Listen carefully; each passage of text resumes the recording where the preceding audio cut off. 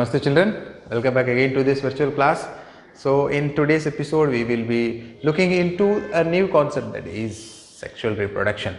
In the past episode, do you remember, we have learned about a sexual mode of reproduction. So when we talk about the reproduction, it is a process in which a living organism gives birth to a young one of its own kind. When we talk about reproduction, it is classified broadly into two categories. One is the sexual mode of reproduction and another one is asexual mode of reproduction. So in the last episode, we have talked about a sexual mode of reproduction. In that, firstly, we have seen about binary fission. In binary fission, what happens? A living organism splits into two, right? So bi means two. So when a living organism splits into two new individual, we call it as binary fission. We have taken amoeba as an example, which undergoes reproduction by means of binary fission. Moving further, we have seen about the fragmentation. Fragmentation is the process in which when a living organism is cut into many pieces, each piece will grow as a new individual. We have taken Spirogyra as an example of fragmentation, right? Moving further, we have seen about regeneration. We have seen a video in which planaria was cut and it is kept under observation for 7 days. We have seen the tail portion becomes once again a new organism, right? Later on, we have seen about budding. Budding takes place in hydra. When hydra grows on maturation, what happens on certain places? Bud like outgrowth we can see. When this outgrowth grows and matures, then it detaches from its parent body. We call it as budding. So hydra reproduces by means of budding. Next, we have seen about vegetative propagation. When we talk about vegetative propagation, the new plant comes from the vegetative part of the plants. For example, root, stem and leaves are the vegetative parts. When a new individual grows from these vegetative parts, we call it as vegetative propagation. So through leaves, we have seen bryophyllum is one of the example which reproduces, which can from the leaves the new plants can come out. Secondly, stem, we have seen hibiscus, China rose, all are the examples of the vegetative propagation by means of stem. Vegetative propagation can also take place through roots. Carrot, radish, beetroot, all are examples of vegetative propagation which takes place through roots. We have also discussed about grafting and layering and various advantages of vegetative propagation over other types of asexual mode of reproduction. At last, we have winded up with the spore formation. Rhizopus, we have taken an example in which a stick-like structure and over the stick a ball-like structure we could see, that we call it as a sporangium. Inside the sporangium we could see plenty of small tiny cells. We call it as spores. When the sporangium bursts out, the spores spread with the help of air, and when they go and contact with the suitable environment, they grow as a new individual. So these are the various asexual mode of reproduction which we have talked about in the last episode. So in today's episode, we will be learning about sexual reproduction. We know that reproduction is carried out by the copying of DNA. In case of asexual mode of reproduction, the copying process from the parent to the child takes place, whereas in case of sexual reproduction, the copying process will be from both the parents, that is male and female. If the DNA copying process from both the parents are accurate, then the child produced or the new offspring so formed will be accurate or same, we can say. But it is not possible to copy absolutely exact copy of DNA from both the parents. There must have some inaccuracy or error in copying process due to environmental condition, and this error in copying DNA process is the source of variation in the living organism, and this variation must be established in living organisms, which gives a survival advantage to the organism in various conditions. As the condition and environment of the living organism changes, the living organism also adapt to that condition, and in order to adopt the condition, the organism needs variation, and this variation is achieved by the error in the copying process from both the parent. If more and more error is occurred during the copying process, then ultimately the living organism may die. But if the living organism so produced, that is the new individual so produced, adapts to the condition or the physical condition, then it will get more survival advantage, or a new set of features will be acquired in the living organism which is good for the organism to adapt to that particular condition. So this way variation we could see in sexual mode of reproduction. In asexual mode of reproduction, the new organism so formed will have less variation because it is the copying process from the parent to the child, whereas in case of sexual reproduction the copying process is from both the parents. So more variations we could see in the new offspring. This way we can see more variation and more features in the new organism so that they can adapt to the environmental condition, even in the adverse climatic condition or any other physical condition. So this is one of the most important advantage of sexual reproduction over asexual mode of reproduction. Dear students, you should know the germ cells from the male and the germ cells from the female are combined or fused together to give zygote, and this zygote is a specialized tissue develops into a new organism. In order to grow and develop, the zygote needs energy. So we could see two set of germ cells. One is having large in shape and is a food store, or which gives energy to the growing embryo, and we call it as female gamete. And another one is the one which can move from one place to another, we call it as motile, and this germ cell is called male germ cell, or we call it as male gamete. So in sexual reproduction we could see two types of germ cells or gametes. One is male gamete, which is responsible for moving from one place to another, and another one is female gamete, which is large in shape and which is responsible for providing energy. So on the basis of this, let us understand how sexual reproduction takes place. So in 9th standard you must have studied about angiosperm, that is flowering plants. So all the flowering plants reproduce by means of sexual reproduction. Let us understand how sexual reproduction takes place in case of plants. As an example of sexual reproduction, we will take hibiscus, one of the familiar example which is very easy to understand by taking this example, how reproduction takes place in flowering plants. When we talk about sexual reproduction in plants, we must know two gametes. One is called male gamete and another one is female gamete. And in plants, the reproductive part of the plant is flower. In a flower, we could see male gamete and female gamete. When the male gamete fuses with the female gamete, then zygote is formed, and this we call it as reproduction. Let us understand the whole reproduction process in plants. So you should know the reproductive part of the plant is flower. In a flower, we can see both male and female part separately or together in a same flower. Let us see the structure of the male and female. Now the male part is called stamen, and you can see on the screen, this is the stamen, and at the top you can see a ball like structure, right? So this is the anther, and at the bottom a filament is there. So when we talk about a male part of the flower, it is the stamen which contains anther and the filament. Now look at the female part. Female part is called pistil. When you see the pistil, at the top you can see stigma followed by style, and below you can see a bulged portion, we call it as ovary. Now how reproduction takes place in flowering plant, about that we will see. Now in flower, the male gamete is called pollen. Now over the surface of anther, a yellow color sticky part you could see. When you touch any flower, you can see some yellow color particles stick onto your hands. That is pollen. So the pollen grains are the male gamete or the main reproductive part of the flower, and the female reproductive part is ovule, which resides inside the ovary. So in order to affect the reproduction process, pollen grains from the anther needs to reach up to the ovule. So this is done by the process of pollination.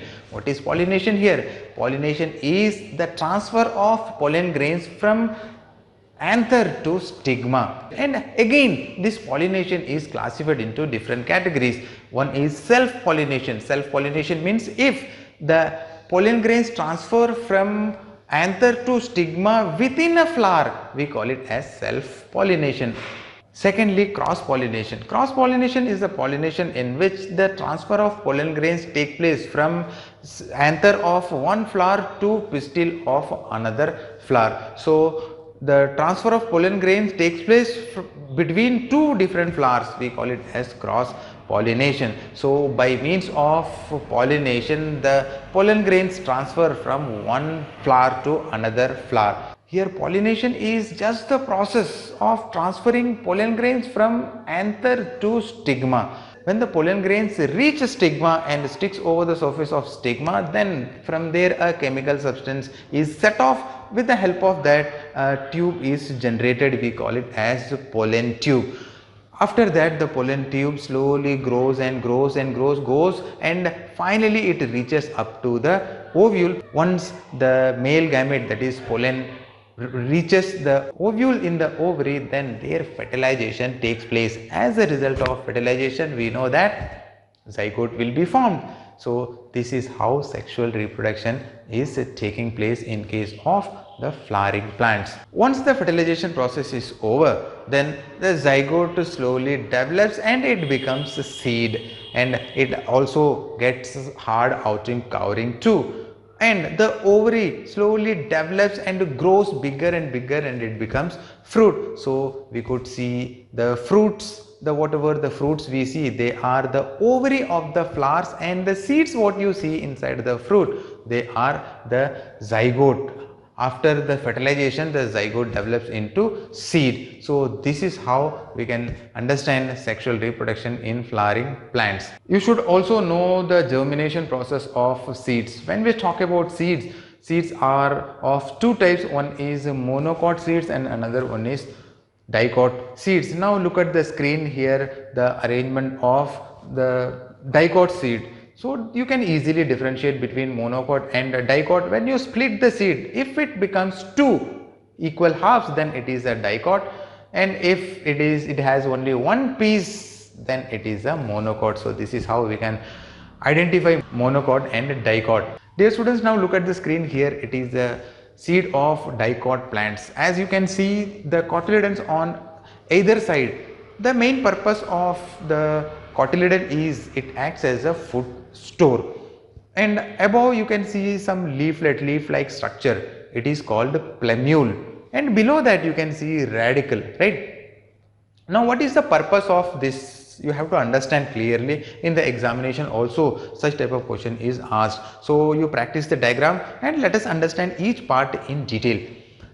Now initially when the seed starts germinating, it must require some energy, right? So without energy, the plants cannot grow. In order to grow the seed, or in order to affect the germination, for germination process also the seeds require energy. That initial energy requirement is fulfilled by the cotyledons. So we can say that cotyledons are the food store required for the seed to affect germination. So once the germination is over, it must get some leaf and some roots, right? So we know that plants require water and carbon dioxide for photosynthesis. By photosynthesis process, they get the energy requirement fulfilled. So initially when the seed is about to germinate, photosynthesis will not take place because it does not have any leaf, and also it will not get any water since it does not have root. So initial requirement, energy requirement, is fulfilled by the cotyledons. Once the germination has taken place, then the plumule becomes leaf. Now the leaves are capable of absorbing sunlight, so photosynthesis can be affected, right? So by photosynthesis process it can make food. So plumule can be thought of the future shoot system because it grows into leaf, and the radicle grows into roots. So radicle can be thought of a future root system. So in a seed we can see cotyledons, which acts as a food store, plumule a future shoot, and a radicle, which is a future root. So this way simply we can understand the seed and germination process.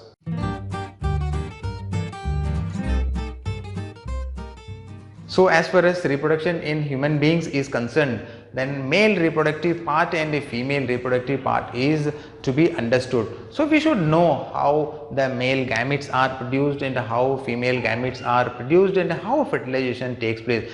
Now before that, we should know the organs associated with the male reproductive system and the organs involved in female reproductive system. So let us understand the various organs and parts involved in the male reproductive system. The male reproductive system consists of portions which produce the germ cells and the other portions that deliver the germ cells to the site of fertilization. So here the male reproductive system contains various parts.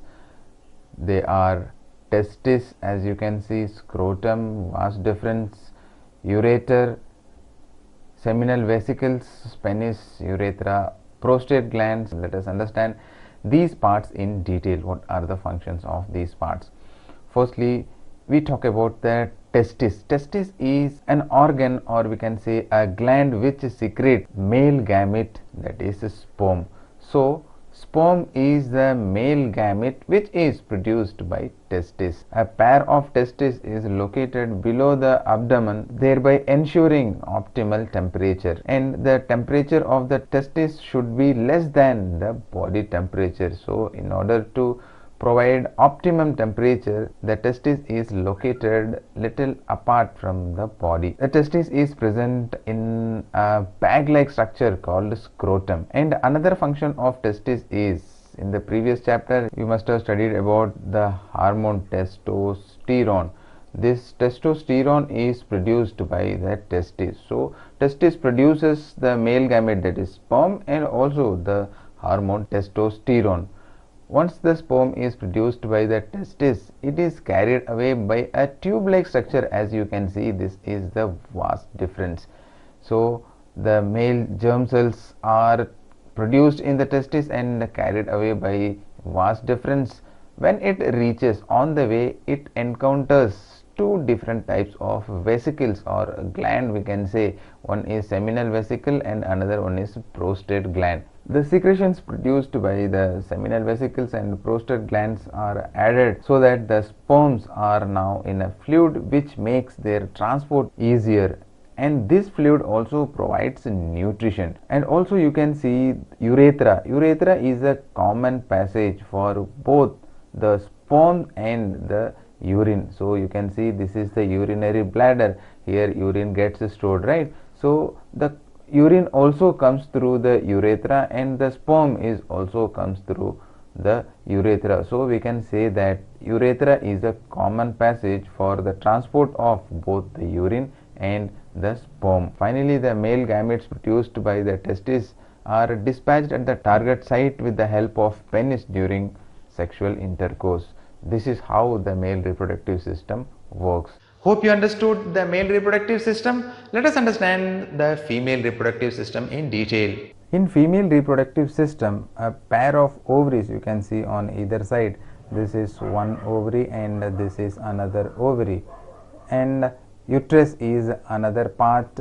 A pair of oviduct or fallopian tube which is connected to the ovary are also there in the female reproductive system. So these are the various parts of the female reproductive system. Now let us understand the function of each and every part of the female reproductive system.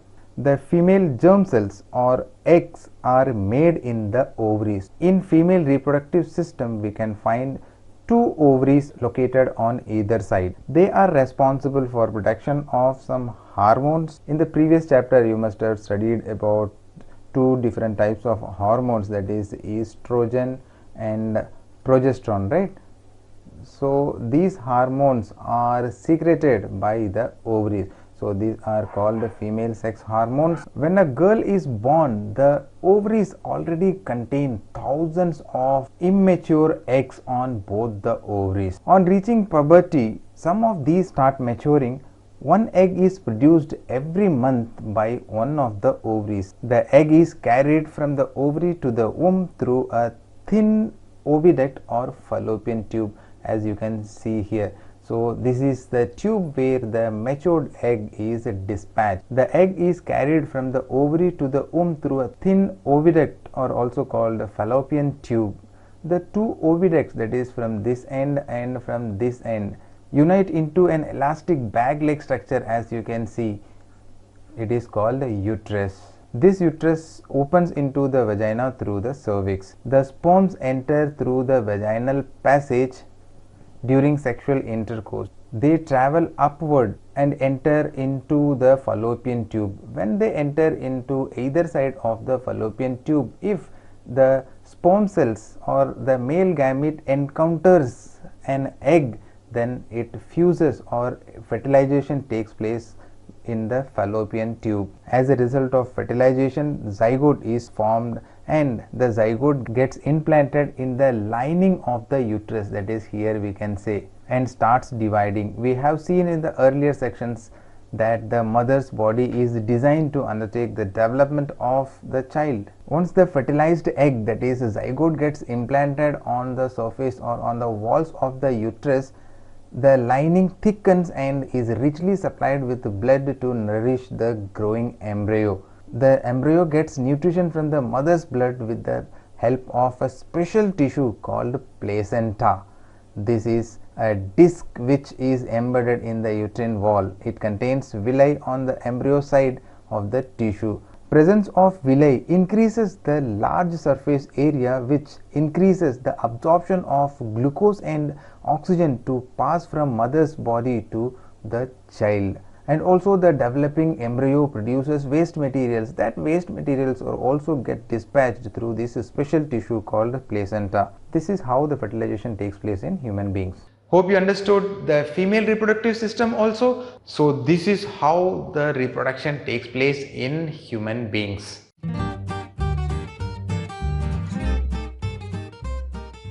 So we know that ovary releases egg, right?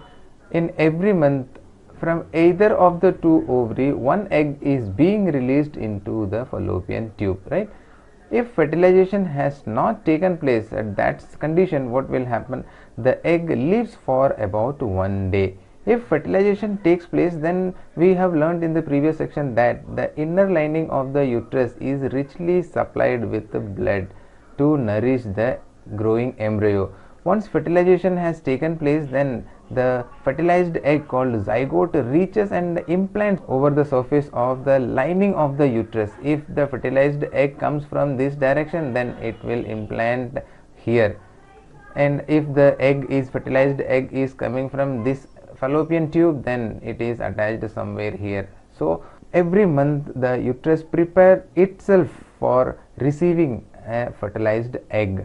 If the fertilization has not taken place, then under such condition also the inner lining will be thickened, expecting for a fertilized egg. Here fertilization had not taken place, so the inner lining, the thickening of inner lining is of no more use. So under such conditions, slowly the inner lining ruptures or breaks, and the blood and the mucus comes out through the vagina. This cycle takes place roughly every month and is known as menstruation. We call it as menstruation, and it usually lasts for 2 to 8 days.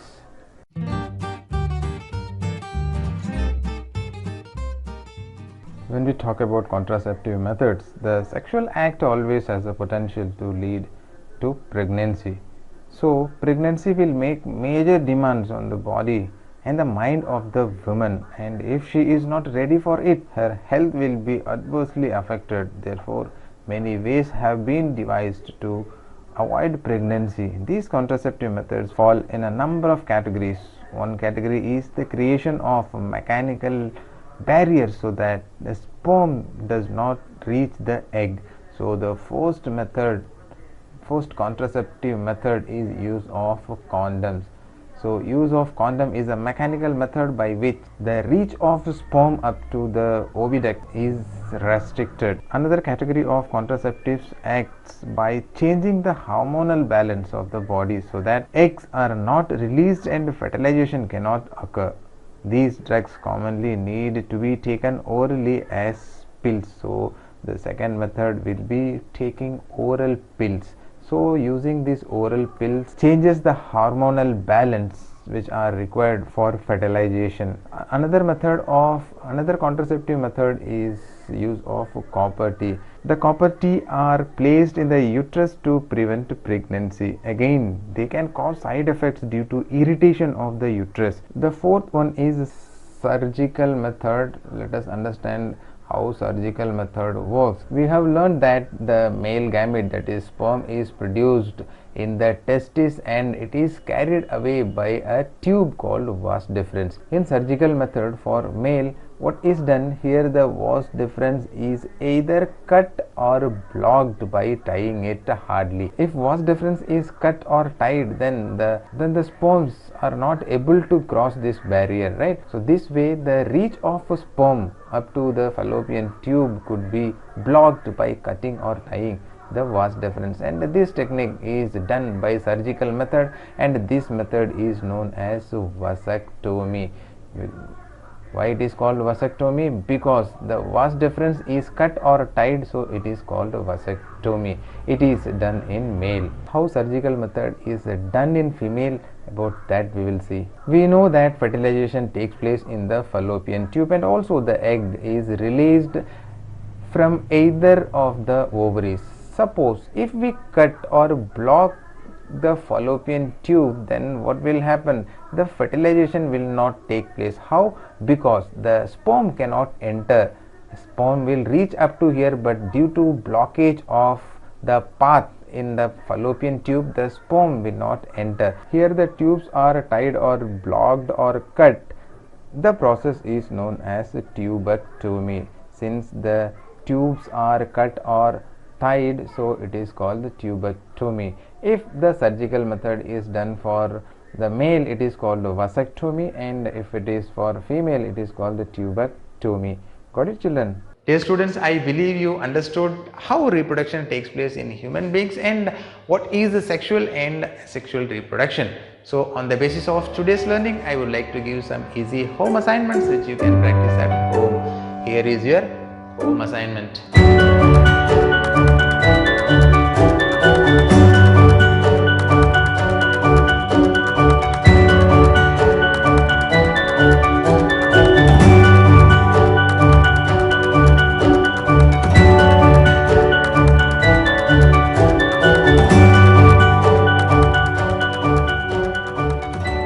Hope you will do all these home assignments very easily. See you all on another day with a new topic, new lesson. Till then, keep learning. Take good care of yourself. Bye.